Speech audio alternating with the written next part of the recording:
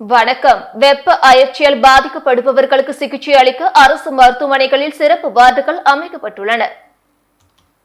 புதுச்சேரி சுகாதாரத்துறை இயக்குநர் டாக்டர் ஸ்ரீராமுலு வெளியிட்டுள்ள செய்திக்குறிப்பில், புதுவை மாநிலத்தில் வெப்பத்தின் தாக்கம் நாளுக்கு நாள் அதிகரித்து வருகிறது. இது மேலும் அதிகரிக்கும் என்று வானிலை ஆய்வு மையம் எச்சரிக்கை விடுத்துள்ளது. பாதிக்கப்படுவோருக்கு சிகிச்சை அளிக்க தற்போது கதிர்காமம் அரசு மருத்துவக் கல்லூரி ஆஸ்பத்திரியில் 5 படுக்கைகள் கொண்ட வார்டும், ராஜீவ்காந்தி மகளிர் மற்றும் குழந்தைகள் மருத்துவமனையில் 5 படுக்கைகள் கொண்ட வார்டும், அரசு பொது மருத்துவமனையில் 2 படுக்கைகள் கொண்ட வார்டும் அமைக்கப்பட்டுள்ளது. இங்கு அனைத்து மருத்துவ வசதிகளும் தயார் நிலையில் உள்ளது. போதுமான மருந்துகள் கையிருப்பு வைக்கப்பட்டுள்ளது. 24 மணி நேரமும் டாக்டர்கள் மற்றும் நர்சுகள் அங்கு பணியில் இருப்பார்கள். வெப்ப அயற்சியால் பொதுமக்கள் யாரும் பாதிக்கப்பட்டால் உடனடியாக அரசு மருத்துவமனைக்கு அவர்களை சிகிச்சைக்காக கொண்டு வந்து சேர்க்கலாம் என குறிப்பிடப்பட்டுள்ளது. ஜிப்மர் அருகில் உள்ள பகுதியில் மருத்துவ கழிவுகள் கொட்டப்பட்ட விவகாரத்தில் விளக்கம் கேட்டு ஜிப்மர் நிர்வாகத்துக்கு புதுச்சேரி மாசு கட்டுப்பாட்டு வாரியம் நோட்டீஸ் அனுப்பியுள்ளது. புதுச்சேரி ஜிப்மர் மருத்துவமனையில் உள்ள கழிவுகளை லாஸ்பேட்டை தொகுதி ஜீவானந்தபுரம் எம்ஜிஆர் வீதிக்கு அருகாமையில் உள்ள வளாகத்தின் உள்ளே ஒரு பகுதியில் கொட்டப்பட்டு வருவதாகவும், பாலத்தின் பைகளில் அடைக்கப்பட்ட கழிவுகளையும் இதில் கொட்டுவதால் அப்பகுதி மக்கள் அவதிப்படுவதாகவும் தகவல் வெளியானது. இதன் காரணமாக ஏற்படும் துர்நாற்றம், குமட்டலால் குழந்தைகள் கடுமையாக பாதிக்கப்படுவதாகவும், சிறுவர்களால் சரியாக சாப்பிடக்கூட முடியவில்லை எனவும் குற்றச்சாட்டு பரவின. இது தொடர்பாக பாஜக சிறப்பு அழைப்பாளரான வீரராகவன் தரப்பில் தலைமை செயலர் சரத் சவுகான், சுகாதாரத்துறை செயலர் ராஜு, மாசு கட்டுப்பாட்டு வாரிய செயலர் ஜெயந்த்குமார் ஆகியோரிடம் உரிய ஆதாரங்களுடன் முறையிடப்பட்டது. இதன் மீது விசாரணை நடத்தி நடவடிக்கை எடுக்குமாறு உயர் அதிகாரிகளிடம் இருந்து புதுச்சேரி மாசு கட்டுப்பாட்டு வாரிய உறுப்பினர் ரமேஷுக்கு உத்தரவு பிறப்பிக்கப்பட்டது. இதையடுத்து இவ்விவகாரம் தொடர்பாக முதல் கட்ட நடவடிக்கையில் மாசு கட்டுப்பாட்டு வாரியம் தற்பொழுது இறங்கியுள்ளது. ஜீவானந்தபுரம் எம்ஜிஆர் வீதியில் பொதுமக்களை பாதிக்கும் வகையில் ஜிப்மர் மருத்துவமனை கழிவுகள் கொட்டப்படுவதாக கூறப்படும் விவகாரத்தில் உரிய விளக்கம் அளிக்குமாறு நோட்டீஸ் அனுப்பியுள்ளது.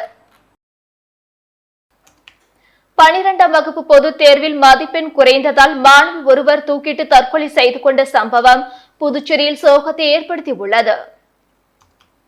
புதுச்சேரி ஒதியம்பட்டு பகுதியை சேர்ந்த ஜெயபால் பச்சையம்மாள் தம்பதியினரின் மகள் மேனகா. இவர் மரப்பாலம் பகுதியில் உள்ள தனியார் பள்ளியில் 12ஆம் வகுப்பு பயின்று பொதுத் தேர்வு எழுதியிருந்த நிலையில் நேற்று வெளியான தேர்வு முடிவில் மாணவி மேனகா குறைந்த மதிப்பெண் எடுத்ததாக கூறப்படுகிறது. இதனால் மனமுடைந்த மாணவி வீட்டில் தூக்கிட்டு தற்கொலை செய்து கொண்டார்.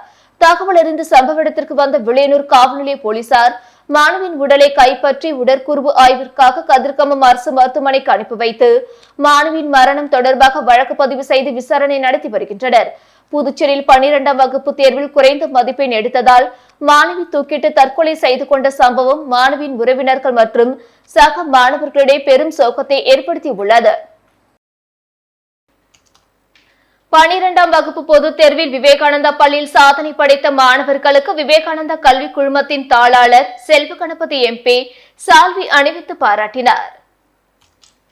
12ஆம் வகுப்பு பொதுத் தேர்வில் விவேகானந்தா மேல்நிலைப் பள்ளி 100% தேர்ச்சி பெற்று சாதனை படைத்துள்ளது. இப்பள்ளியில் 12ஆம் வகுப்பு பொதுத் தேர்வு எழுதி 225 மாணவ மாணவிகளும் 100% தேர்ச்சி பெற்று சாதனை புரிந்துள்ளனர்.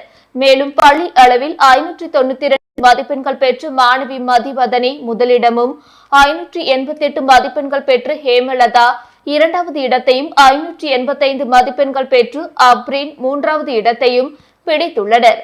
அவர்களை விவேகானந்தா கல்வி குழுமத்தின் தாளாளர் செல்வகணபதி எம்பி மற்றும் பள்ளியின் முதன்மை முதல்வர் பத்மா, விவேகானந்தா மேல்நிலை பள்ளி முதல்வர் கீதா ஆகியோர் சால்வை அணிவித்து பாராட்டினார்கள். பழமை வாய்ந்த மது மாரியம்மன் ஆலய சித்திரை தீமிதி திருவிழா 200க்கும் மேற்பட்ட பக்தர்கள் தீமிதித்து நேர்த்திக்கடன் செலுத்தினர். காரைக்கால் மாவட்டம் திருவேட்டக்குடியில் அமைந்துள்ள பழமை வாய்ந்த ஸ்ரீ மது மாரியம்மன் ஆலயத்தில் கடந்த 21ஆம் தேதி கொடியேற்றத்துடன் விக்னேஸ்வர பூஜையுடன் சித்திரை திருவிழா துவங்கியது. அன்று முதல் அம்மனுக்கு சிறப்பு அபிஷேக ஆராதனைகளும் அன்ன வாகனத்தில் அம்மன் அலங்கரிக்கப்பட்டு வீதி உலா நிகழ்ச்சிகளும் நடைபெற்று வந்தன. திருவிழாவின் முக்கிய நாளான இன்று மது மாரியம்மனுக்கு சிறப்பு அபிஷேகத்தை தொடர்ந்து சந்தன காப்பு அலங்காரம் செய்யப்பட்டு சிறப்பு ஆராதனைகள் நடைபெற்றது. பின்னர் அம்மன் அன்ன வாகனத்தில் வலம் வந்து தீக்குழிக்கு அருகில் எழுந்தருளியதை அடுத்து சித்திரை திருவிழாவின் முக்கிய நிகழ்வான பூமிதித்தல் எனப்படும் தீமிதி திருவிழா இன்று மாலை நடைபெற்றது. இதில் 200க்கும் மேற்பட்ட பக்தர்கள் ஒரு வார கால விரதமிருந்து தீமிதித்து நேர்த்திக்கடன் செலுத்தினர். தீமிதி திருவிழாவை காண சுற்றுவட்டார பகுதிகளில் இருந்து ஏராளமான பக்தர்கள் கலந்து கொண்டு அம்மனை தரிசனம் செய்தனர்.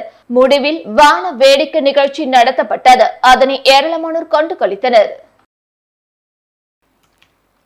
கோட்டுச்சேரி ஸ்ரீ சீதலா தேவி மாரியம்மன் ஆலய தீமிதி திருவிழாவில் கலை நிகழ்ச்சிகளின் நேரத்தை நீட்டித்து தர வேண்டி மாவட்ட ஆட்சியரிடம் மனு அளிக்கப்பட்டுள்ளது.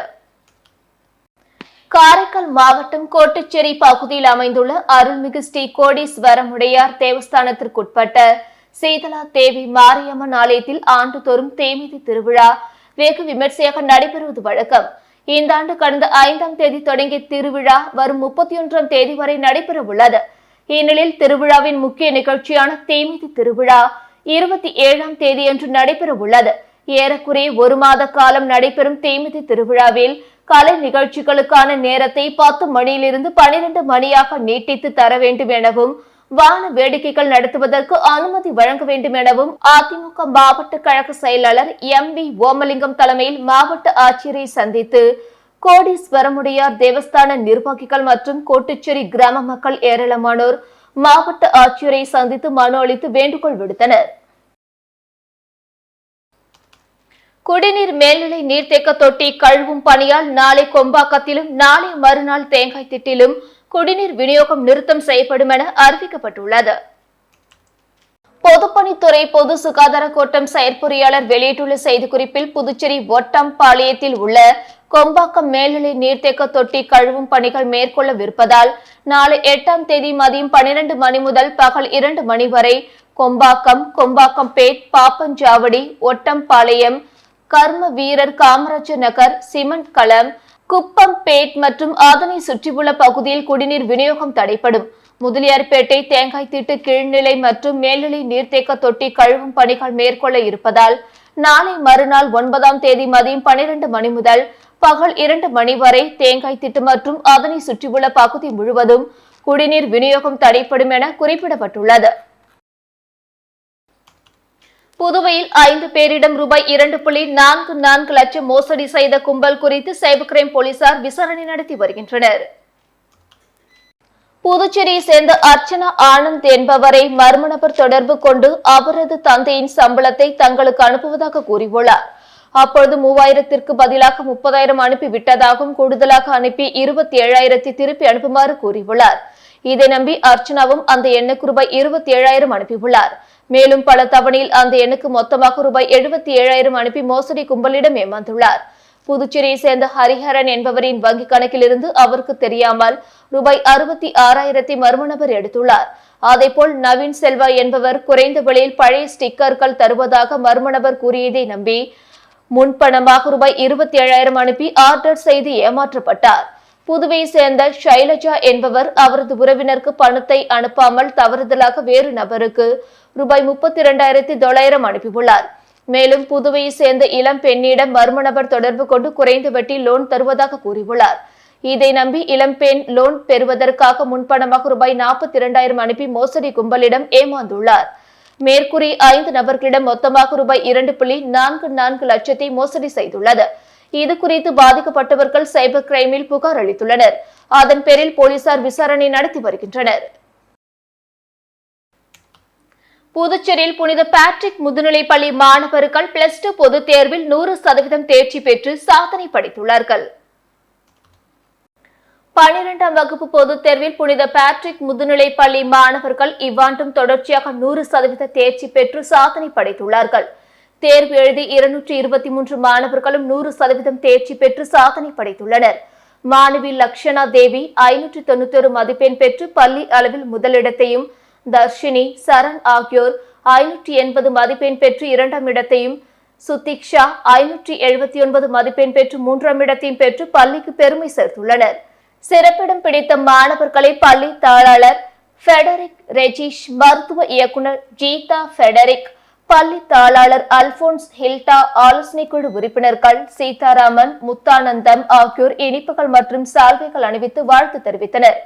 நிகழ்ச்சியில் ஆசிரியர்கள் நடராஜன், செல்வம், எமில், இளவழகன், வாசுகி ஆகியோர் உடனிருந்தனர். பாகூர் அங்காள பரமேஸ்வரி அம்மன் ஆலய மயான கொள்ளை விழா மிக சிறப்பாக நடைபெற்றது. பாகூர் பிரபார் நகரில் எழுந்தருளியிருக்கும் அருள்மிகு சுயம்பு ஸ்ரீ அங்காள பரமேஸ்வரி அம்மன் ஆலய 3ஆம் ஆண்டு மயான கொள்ளை மகா உற்சவம் மிக விமர்சையாக நடைபெற்றது. முன்னதாக மங்கள இசையுடன் தொடங்கிய நிகழ்ச்சியில் அம்மனுக்கு அபிஷேகம், ஆராதனைகள் செய்து கணபதி ஹோமம், லட்சுமி ஹோமம், மகாசக்தி ஹோமம் இவைகளை தொடர்ந்து சன்னதியின் மேற்கு திசையில் அமைந்துள்ள பிள்ளையார் கோயில் தெப்பக்குளத்திற்கு சென்று ஜலம் திரட்டி பூங்கரகம் அலங்கரித்து வீதி உலா வந்து கொடியேற்றி காப்பு கட்டி நாள்தோறும் அம்மன் வீதி உலா நடைபெற்று முக்கிய நிகழ்வான மயான கொள்ளை திருவிழா நடைபெற்றது. முன்னதாக ஆலயத்திலிருந்து பம்பை உடுக்கை மேளத்துடன் ஸ்ரீ அங்காளம்மன் புறப்பட்டு பிள்ளையார் கோயில் குளக்கரைக்கு சென்றடைந்து அங்கு அம்மனுக்கு காய்கறிகள், பழங்கள், கொழுக்கட்டை ஆகியவற்றை படையிலிட்டு தீபார்த்தனை காண்பிக்கப்பட்டு கொள்ளையிடுதல் நிகழ்ச்சி நடைபெற்றது. இதில் திரளான பொதுமக்கள் கலந்து கொண்டனர். தொடர்ந்து அம்மன் வீதி உலாவும் அன்னதானமும் நடைபெற்றது. இதற்கான ஏற்பாடுகளை ஆலய நிர்வாகிகள் நாராயணன், கோமதி நாராயணன், புருஷோத்தமன், பிரபார் நகர் கிராமவாசிகள் மற்றும் இளைஞர்கள் செய்திருந்தனர். தமிழகம், புதுச்சேரி மாவட்ட அளவிலான +2 தேர்ச்சி சதவீத பட்டியலில் காரைக்கால் மாவட்டம் 87.03% தேர்ச்சியுடன் கடைசி 40வது இடம் பிடித்துள்ளது. தமிழகம், புதுச்சேரியில் +2 தேர்வு முடிவு நேற்று வெளியானது. இதில் மாவட்டம் வாரியாக தேர்ச்சி சதவீதம் வெளியிடப்பட்டது. தமிழகம் 38 மாவட்டமாகவும், புதுச்சேரி மற்றும் காரைக்கால் தலா ஒரு மாவட்டமாக மொத்தம் 40 மாவட்டங்களாக பிரித்து தேர்ச்சி சதவீதம் அறிவிக்கப்பட்டது. காரைக்காலில் ஒட்டுமொத்த தேர்ச்சி சதவீத பட்டியலில் 87.03% தேர்ச்சியுடன் கடைசி 40வது இடத்தை பிடித்துள்ளது. காரைக்காலில் 11 அரசு பள்ளிகள், 17 தனியார் பள்ளிகள் உள்ளது. இதில் அரசு பள்ளியில் பயின்று தேர்வு எழுதிய 1346 பேரில் 1099 பேர் தேர்ச்சி பெற்றனர். தேர்ச்சி சதவீதம் 81.65 உள்ளது. தனியார் பள்ளிகள் மூலம் தேர்வு எழுதி 805 பேரில் 773 பேர் தேர்ச்சி பெற்று 96.02 தேர்ச்சி சதவீதம் பதிவாகி உள்ளது. அரியாங்குப்பம் செடிலாடும் செங்கல்நீர் மாரியம்மன் ஆலயத்தின் 110ஆம் ஆண்டு பிரம்மோற்சவ விழாவை முன்னிட்டு சுவாமி திருவிதி விழா நடைபெற்றது. அரியாங்குப்பம் பகுதியில் எழுந்தருளி உள்ள அருள்மிகு ஸ்ரீ செடிலாடும் செங்கல்நீர் மாரியம்மன் ஆலயத்தின் 110ஆம் ஆண்டு செடல் தேர் திருவிழா பிரம்மோற்சவம் கடந்த வாரம் கொடியேற்றத்துடன் துவங்கியது. தொடர்ந்து அம்மனுக்கு சிறப்பு அபிஷேக ஆராதனைகளுடன் தினந்தோறும் மாலை சிறப்பு அலங்காரத்தில் இந்திர விமானம், காமதேனு வாகனம், நாக வாகனம் உள்ளிட்ட பல்வேறு வாகனங்களில் சுவாமி திருவிதி விழா நடைபெற்று வருகிறது. இதில் நேற்று மாலை 5ஆம் நாள் உற்சவத்தில் இந்திய புதிய தலைமுறை கட்சி நிறுவன தலைவர் குமாரவேல் குடும்பத்தினர் உபயத்தில் பல்வேறு திரவியங்களான சிறப்பு அபிஷேக ஆராதனைகள் நடைபெற்று நாகாத்தம்மன் அலங்காரத்தில் அம்மனுக்கு சிறப்பு பூஜைகள் நடைபெற்று மின் அலங்காரத்தில் சுவாமி திருவிதி விழா நடைபெற்றது. மேலும் இந்நிகழ்ச்சியில் கட்சி நிர்வாகிகள் சுந்தர், மனோகர், பிரபா, யோகேஸ்வரன், முருகேசன் மற்றும் பொதுமக்கள் பலர் இந்நிகழ்ச்சியில் கலந்து கொண்டு சாமி தரிசனம் செய்தனர். இந்நிகழ்ச்சிக்கான ஏற்பாடுகளை ஆலய நிர்வாக குழுவினர் மற்றும் உபயதாரர்கள் செய்திருந்தனர். கிருமாம்பாக்கம் மகாத்மா காந்தி மருத்துவக் கல்லூரி ஆராய்ச்சி நிறுவனம் மற்றும் பாண்டிச்சேரி வேளாண் அறிவியல் கல்லூரி இணைந்து மாணவர்களுக்கான 5 நாள் கோடைக்கால சிறப்பு வகுப்புகளின் தொடக்க விழா நடைபெற்றது. கிருமாம்பாக்கம் பகுதியில் உள்ள மகாத்மா காந்தி மருத்துவக் கல்லூரி மற்றும் ஆராய்ச்சி நிறுவனம் மற்றும் பாண்டிச்சேரி வேளாண் அறிவியல் கல்லூரி இணைந்து மாணவர்களுக்கான 5 நாள் கோடைக்கால சிறப்பு வகுப்புகளின் தொடக்க விழா இன்று நடைபெற்றது. இந்நிகழ்ச்சிக்கு ஸ்ரீ பாலாஜி வித்யாபீத் பல்கலைக்கழகத்தின் துணைவேந்தர் மருத்துவர் நிஹார் ரஞ்சன் பிஸ்வாஷ் தலைமை தாங்கினார். கல்லூரியின் துணைத் தலைவர் மருத்துவர் ராவ் முன்னிலை வகித்தார். மேலும் இந்நிகழ்ச்சிக்கு சிறப்பு விருந்தினராக சட்டமன்ற உறுப்பினர் செந்தில்குமார், பாண்டிச்சேரி வேளாண் அறிவியல் கல்லூரியின் தாளாளர் அக்ரி கணேஷ் ஆகியோர் கலந்து கொண்டு வாழ்த்துரை வழங்கி நிகழ்ச்சியினை குத்துவிளக்கேற்றி துவக்கி வைத்தனர். இந்த கோடைக்கால சிறப்பு வகுப்புகளில் மாணவர்களுக்கு அறிவியல், ஆரோக்கியம், வேளாண்மை, மீன் வளர்ப்பு ஆகியவை பற்றின சிறப்பு வகுப்புகள் நடைபெற இருக்கின்றது. இந்த கோடை காலங்களில் மாணவர்கள் சமூக வலைதளங்கள் மற்றும் அலைபேசியில் அதிக நேரம் செலவிடுவதை தவிர்க்க இதுபோன்ற சிறப்பு வகுப்புகள் வழிவகுக்கும் என்ற நோக்கில் இந்த கோடைக்கால சிறப்பு வகுப்புகள் அமைந்துள்ளது என்றும் இதுபோன்ற வகுப்புகளால் மாணவர்களின் அறிவு திறனும் அனுபவ திறனும் எளிதாக வளர்த்துக் கொள்ள முடியும் என்றும் சிறப்பு விருந்தினர்கள் பேசியுள்ளனர். மேலும் இந்நிகழ்ச்சியை ஒருங்கிணைப்பாளர் மருத்துவர் அபிஜித் மற்றும் மருத்துவர் ராகேஷ் ஆகியோர் சிறப்பாக செய்திருந்தனர். நடைபெற்ற இந்நிகழ்ச்சியில் 50க்கும் மேற்பட்ட மாணவர்கள் கலந்து கொண்டு சிறப்பித்தனர். இத்துடன் செய்திகள் நிறைவடைந்தன. வணக்கம்.